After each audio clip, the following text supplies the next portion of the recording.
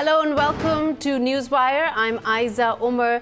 Now, the China-Pakistan Economic Corridor has been making headlines for several reasons. We'll be exploring all of that and also highlighting the regional benefits of CPEC, as it's called in short, for not just China, but Pakistan and other countries in the neighborhood. Now, this, of course, came into being in 2013 when President Xi announced CPEC, the flagship project, part of the multi-trillion-dollar project of One Road, One Belt initiative that is taking place here in Pakistan. And as the development takes place and projects are underway, some of them are completed, of course, there's a lot of speculation, criticism that is going around. But to dispel some of those myths and also to highlight what kind of benefits we are talking about, we will be speaking to an esteemed panel of guests. For that, I would like to begin the show by welcoming the Deputy Chief Mission of the Chinese Embassy here in Islamabad. Welcome to the show, Mr. Zhao Lijan. It's so good to have you here to talk about these projects, but also we would like to welcome one more guest. We've had him here before, and once again I'd like to welcome you, Mr. Einer Tangen, commentate on these issues. You are you are the economic affairs commentator and also an expert on political and economic affairs related to China. So let me start with you, Mr. Zhao. We're talking about, of course, a lot of speculation on CPEC, but before we get into that, let me also start with asking you, what are the benefits to China on establishing such a huge project here in Pakistan?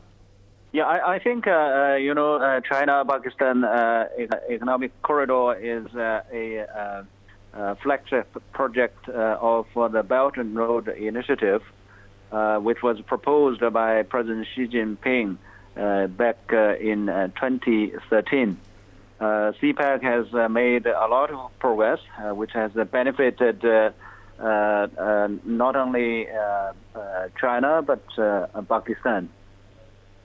We tried to help Pakistan to solve two problems facing the economic development of Pakistan. One is, the lack of infrastructure. The other one is the load shedding issue. In terms of infrastructure development, under CPEC, we have, helped Pakistan to build this motorway, especially from Multan to Sakar. And this project, in terms of amount of investment, it is the largest one under CPEC, and also it provided more than 23,000 jobs to the local people. It is the largest project, one of the largest projects under the BRI-2. Another big infrastructure project is this upgradation of PKH, Karakoram Highway, from Tarkot to Havilian. These two projects and other infrastructure projects have helped Pakistan to improve its infrastructure. Another sector we tried to help Pakistan to solve this issue of load shedding. If you recall, 6 years ago, Pakistan had load shedding. In Islamabad is about 8 hours every day. So nowadays, in big cities, the load shedding has dropped almost to zero.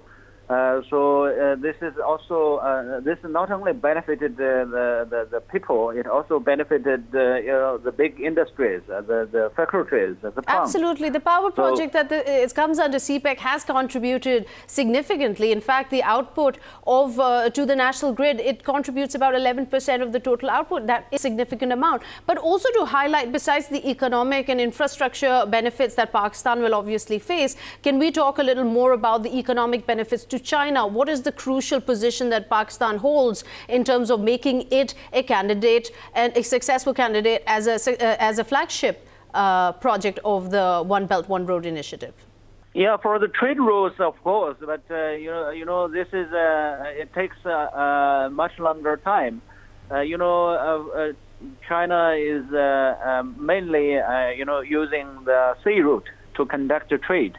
But for Xinjiang, for the, inland, far-flung areas, maybe they can use Pakistan, to engage in trade with, for example, in the Gulf countries, the Middle East, with African countries. But we need to first of all, to build, the better highway between China and Pakistan. And in future, we have a plan to build a railway. Until that time, we can, of course, use this CPEC as a trade corridor at that time. But at present, we need to, focus on building better road and railway, and it can be done at a later stage. Right, and are there any concerns with China about Pakistan's obviously a fragile economic situation at times? The government has changed. It is gearing ahead to revamp its financial structure, its economic structure, but obviously there are concerns about the foreign reserves here. So there are talks about a restructuring of how the loan will be paid, or whether it will be a concessional loan or an aid package. If you could highlight a little bit about that and give some clarity on how debt repayment is going to take place in the future. Do we have any could you expand on that for us? I think the Pakistani government is trying to do its own homework. For China, for every country, you have to experience, this kind of stage of economic development. When your economy developed too fast, and then you have, this shortage of foreign reserve, shortage of U.S. dollar, and this is only a temporary phenomenon. And we believe that, with the help from China, from other friendly countries, Pakistan government can fix this issue very quickly. Right. Thank you so much, Mr. Zhao. It was great having you on Newswire. And while we're still talking about projects and what kind of projects and the benefits to Pakistan and China, and of course the other regional stakeholders here, let's welcome our third guest, which is Mr. Hassan Daud. But he's the project director and also the coordinator of the CPEC projects. Welcome to the show, Mr. Hassan. Let me start off by asking you a little about these projects. 11 of them have been completed, and I believe 20 more are underway. If you could talk a little more about, in terms of power and infrastructure, where do we stand on the CPEC projects? Right now, about 15 energy projects are in various stages of implementation. About 7 have already completed, and the total volume is around 22 billion US dollars of the projects that are under implementation. And the total projects are about 28, and in which around total volume is 28 billion US dollars. And they're in various stages, and they include, if you talk about energy, they include projects on imported coal, they include projects on thermal coal, hydro projects, renewable. And I just want to highlight that the government is focused on from imported sources of energy to renewables, and also to use indigenous sources of sources for energy like thermal coal and also hydro and renewables. So in that respect, all our projects are going as per timeline, and there are no major issues. As far as infrastructure projects are concerned, there are 2 major projects. One is the Multan Sakkar motorway, and also we have one that connects to KKH. And both of the projects are going 6 months ahead of schedule. So we have no problem as far as CPEC. But I just want to use this opportunity to inform that after the present government took over, they have expanded the scope of CPEC in socio-economic development, agriculture, and also with complete thrust on the industrial cooperation phase, because the government believes that by attracting FDI in special economic zone and Okay, other so- areas so, of industrial cooperation. Right, we Mr. can Hassan, let's turn get around back the to that thought of economy the and- projects that have changed track a little bit, including socio-economic issues in agriculture. Let me come back to you, but here, let me come to you, Mr. Einer. We're talking about, again, there is a significant amount of money invested here. This is a multi-trillion-dollar project, the One Road, One Belt initiative, obviously. Pakistan is the flagship project. The benefits to China in terms of route, how much of a financial benefit does China face when it takes a route through Pakistan as opposed to the South China Sea, if we are to look at it from an economic perspective? Well, unfortunately, you can't look at it just from economics, because what you have here is a situation where China is being blocked on its sea routes, or potentially blocked. Just the other day or yesterday, the U.S. was sailing warships through areas that are disputed in the South China Seas. And there is a fear that China, which depends on bringing resources in and then adding value and trading them out, could be blockaded. So the Belt and Road Initiative was really there to make sure that there was a back door. And that's where the real advantage is. It's literally a lifeline to an alternate route so that China cannot be fully blocked. Now, in terms of how that works long term, obviously China is doing very well. They have a huge market. If, in fact, this corridor is created, it creates for Pakistan a route not only to Europe, but also to the east. And as a result, it'll encourage economic stability. And you've seen that, you've heard today, both guests have been talking about that.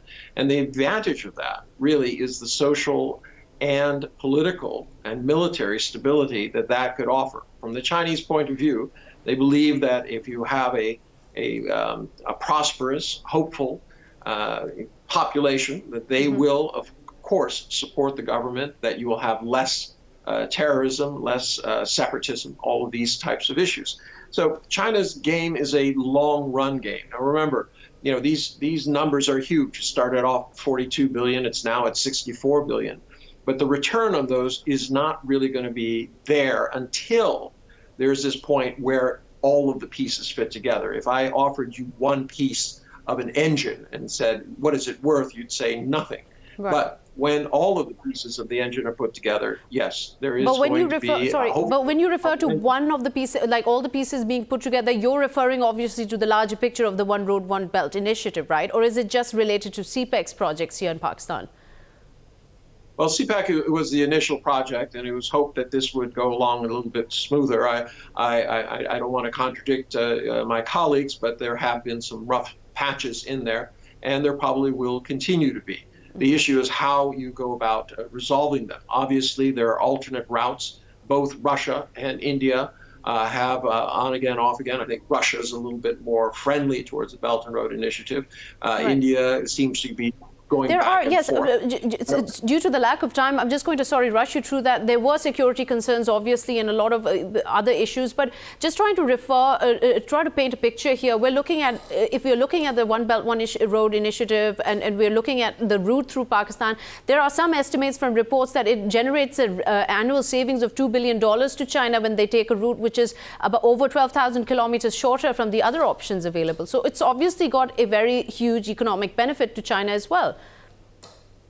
Well, yes, except it's connecting up to the western areas, which China is trying to develop, but which have not really reached the point where they're going to be generating a lot of trade. It does not make sense to send things from the very developed eastern seaside of China through that particular route. It does save time when you're using rail and road, but there is an additional cost. So hopefully that will come down a little bit, but sea trade will always be less expensive. Less expensive. But and very quickly, criticisms that we hear from the West, especially in the light of what is happening with the US and China in their trade war, as they're trying to come to some kind of conclusion to sort out matters before tariffs are doubled again. How do you see the US's criticism towards CPEC? The U.S. Does not want China to continue its rise. It's made that very clear both on the technology and trade side. the U.S. sees China as an economic rival, and rather than competing against it, it seems to be more intent on tripping it up. So, yeah, opposing any kind of Chinese expansion is in the game plan. I don't think you'd find many people in Washington who would privately not admit that. But it will be remain to seen whether the U.S. can successfully do that. The world seems to be dividing quite clearly between those. The world seems to be dividing, and the U.S. continues to criticize China on as they compete head-to-head, neck-to-neck on global dominance economically, at least. Thank you so much, Mr. Einer, for your contribution there. Here, as we talk more about U.S.-China relations and, of course, how U.S. reflects on Pakistan's involvement so deeply entrenched in the CPEC project. Let's pull in our new guest here, who's Mr. Syed Mustafa. Haider, welcome to the show. You're the Executive Director of Pak-China Institute. You're joining us from Islamabad. If you were to comment a little, obviously, such a huge investment wouldn't take place unless relationship between the two countries were at a point where there was not just confidence building measures, but a history of able to work together. Do you see it that way, or do you believe we've still got a long way to go in evolving as a strategic partner to China? You see, Pakistan and China have enjoyed what we call an all-weather partnership, an all-weather brotherhood since the beginning of our diplomatic relationship when the People's Republic of China was established. And it was a very close people-to-people relationship, strategic relationship, and defense relationship. And now that historic relationship has translated and progressed into one of the most important economic partnerships in the world. As the earlier speaker said, that it is the flagship project of the Mammoth Belt and Road Initiative. So I think that confidence, trust, and faith in each other and standing by each other's core interests is the platform for the China-Pakistan economic corridor. And I think that because it's such a unique relationship which has stood the test of time and is not linked to any one political party, any one government, but it is between the people of both countries, and it's a state-to-state relationship. Let's talk more about how other regional players are looking at it and criticizing it. For that, I'd like to welcome Mr. Zamir Ahmed Awan. He's a sinologist with NUST. Welcome to the show, Mr. Zamir. India has criticized very vocally, has come out and said that this project is a threat to its territories, that China is not playing fair, and has shown quite a few concerns at various international forums. How do you see India's criticism on CPEC continuing to evolve with projects in Pakistan? In fact, rise of China is not accepted by the Western world, and they were trying to halt or curtail China. And CPEC being one of the flagship projects, there is a resistance not only from India, from many other countries. Let me focus only on India. India is a traditional rival of Pakistan. Since independence, they have not accepted Pakistan, and they were always trying to harm Pakistan. CPEC is a message of prosperity, peace, and stability, improvement of the infrastructure, connectivity, industrialization, and now it has entered into the agriculture and the social sector too. So India is not going to digest anything good for the Pakistan. Indian government has allocated around $500 million US dollar fund to the RA to sabotage CPEC, and they are trying their best to sabotage. So sometimes we are under threat from Indian agencies, especially the Chinese nationals. Mr. Zamir, sorry, please hold that thought. We have to take a short commercial break here. Let's back and talk more about what threat is to India and how it sees these projects evolving. Right now, we have to take a quick short break. We'll be right back.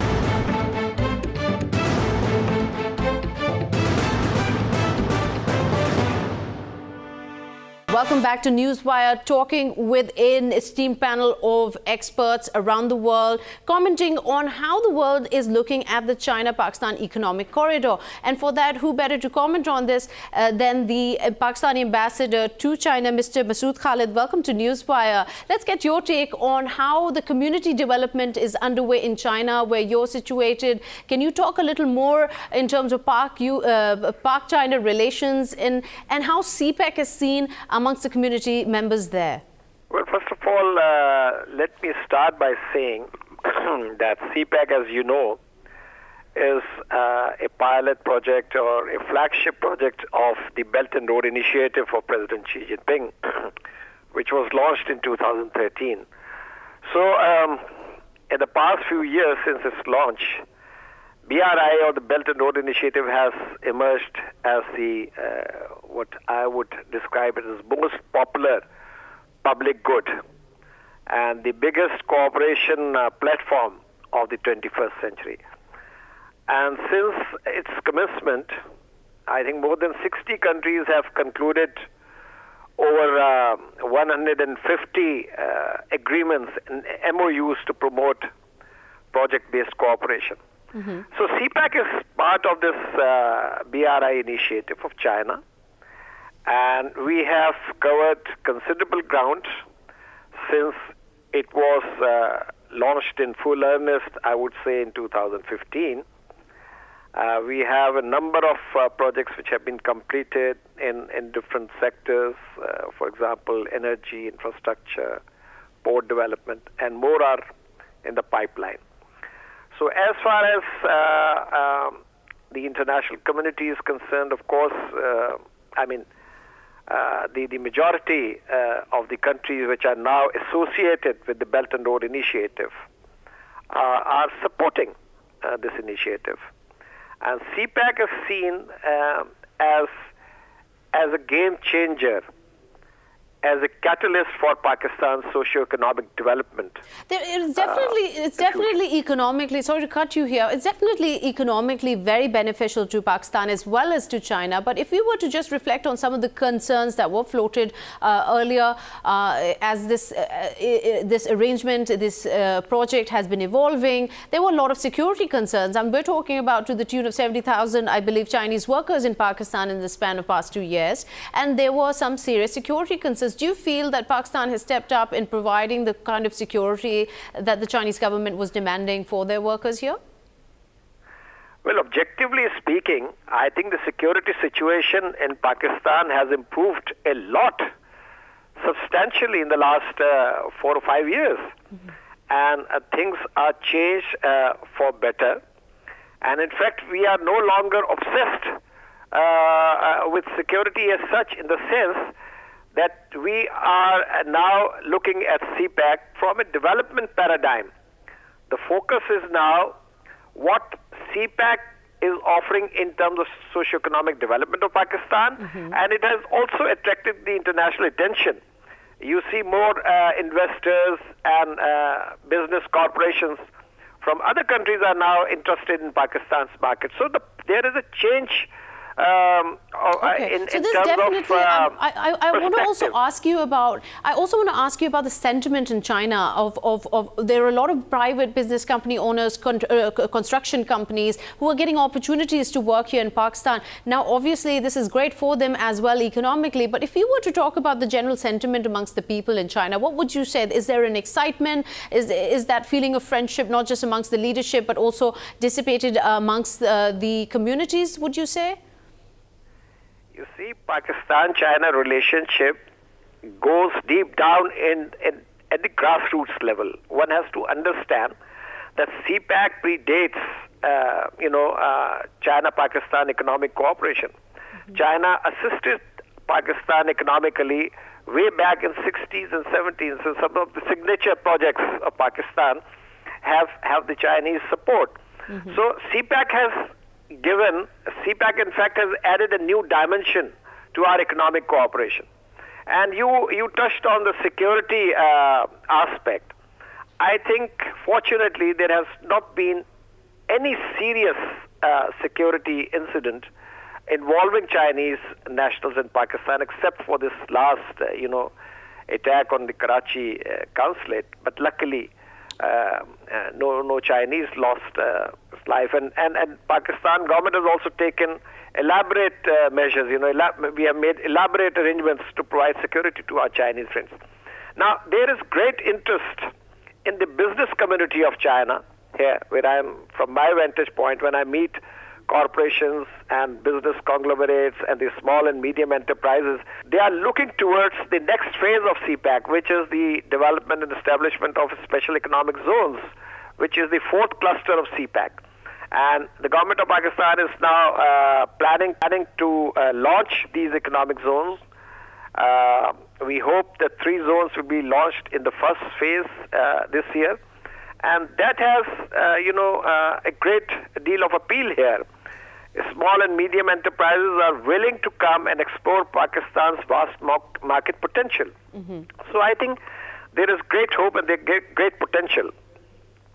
All right, thank you so much, Mr. Khalid, for joining us here on Newswire, giving us a snapshot of how the Chinese community is also seeing the development of CPEC projects in Pakistan. Obviously, trade will see a huge boost for both countries. It benefits them enormously economically. But we're not just operating alone. We're in a community, in a global community where superpowers are really competing for economic dominance over the markets. And right now, US doesn't seem to be very happy, especially considering that it's neck to neck on the highest number of goods exported annually. So for that, I just want to come back to you, Mr. Hassan Daud. When we talk about CPEC projects, we're obviously talking about billions of dollars of investments here. Now, Pakistan is in itself also trying to reach out to IMF for a bailout package. When this kind of a situation is developing, we are, of course, concerned with US not being happy with our relationship with China. Do you feel that maybe they could influence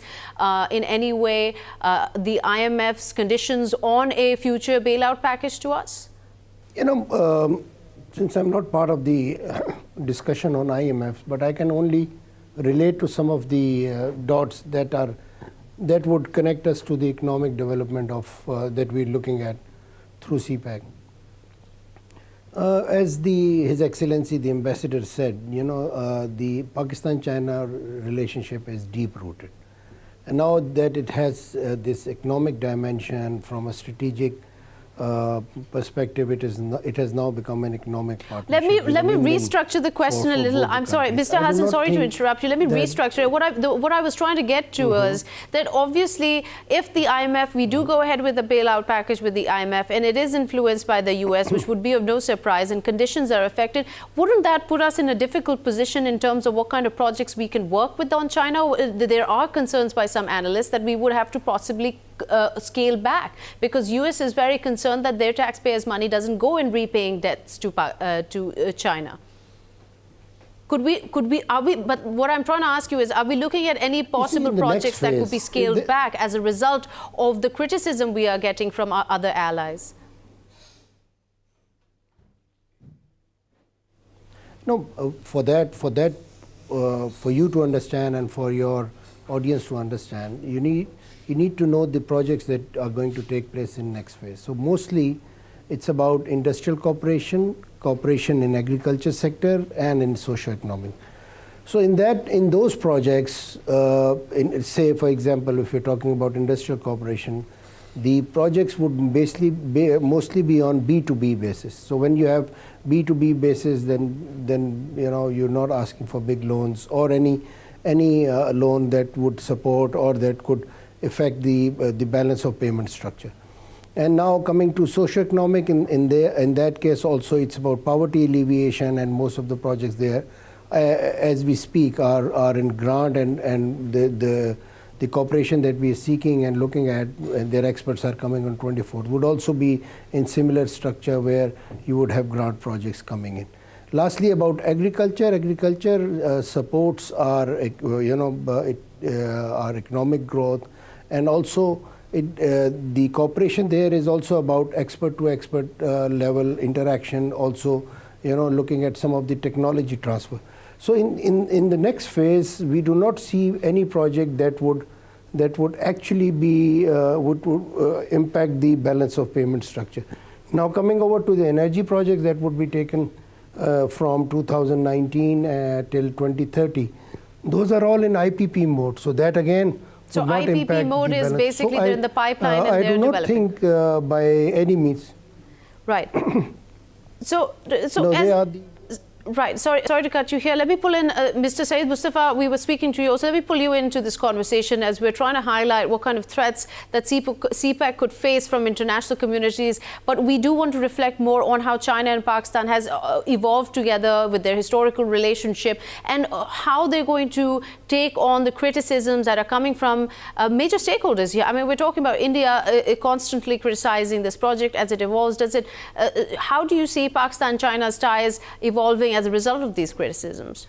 I think that the Pakistan-China ties are going to evolve very successfully in the future because they are very key projects that are in store for us, including but not limited to special economic zones, which I think are the most important for Pakistan because those are what are going to increase our exports and our manufacturing and relocate industries from China into Pakistan, giving FDI to Pakistan, and also setting up major factories which will have market access not only for China but also other neighboring countries from Pakistan, because the cost of production in Pakistan is more cost effective than in China, and also because special economic zones are a key part of CPEC, particularly one SEZ located in Rashakai, which is in KP, and the other in M3 in Faisalabad, and then there's Dhabeji in Sindh. So all the provinces are getting a share, and this is what Pakistan has been waiting for a very long time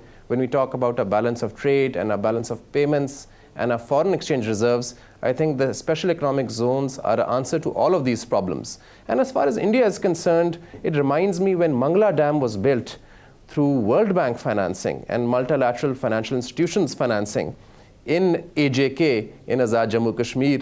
There was not a squeak from India. But when China Three Gorges invested hydropower projects in Karot and Kohala, which are huge, successful hydropower projects, then all of a sudden investment in that area became controversial.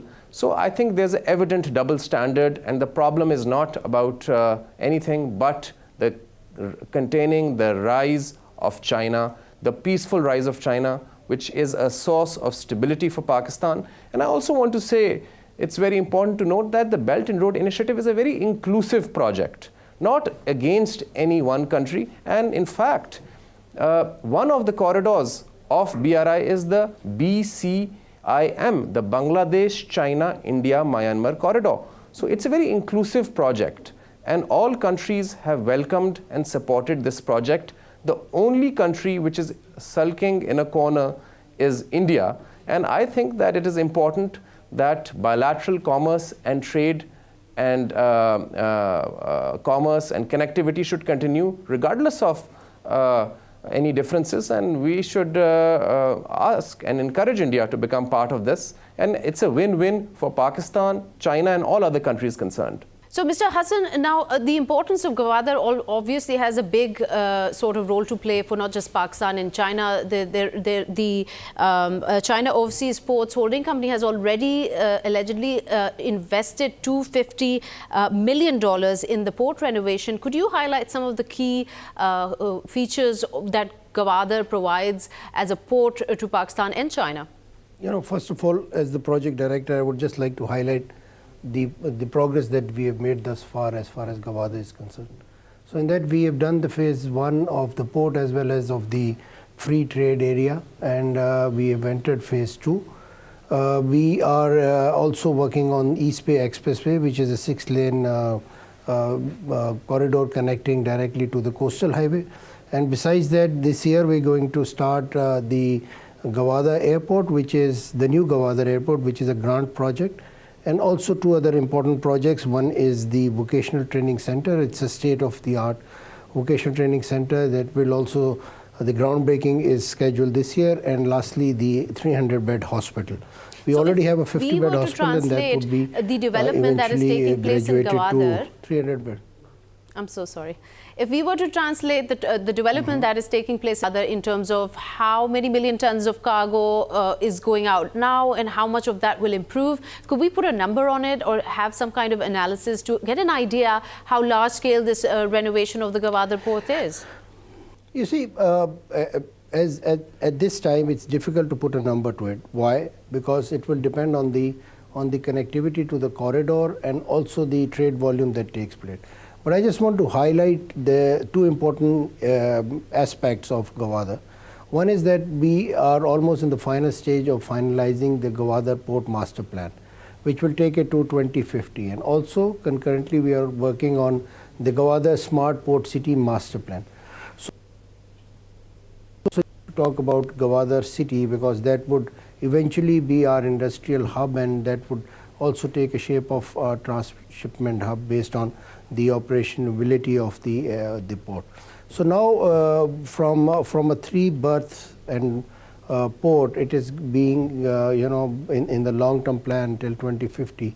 We will work on at least 50 berth, and the depth of the berth would be it would be the deepest port in the region.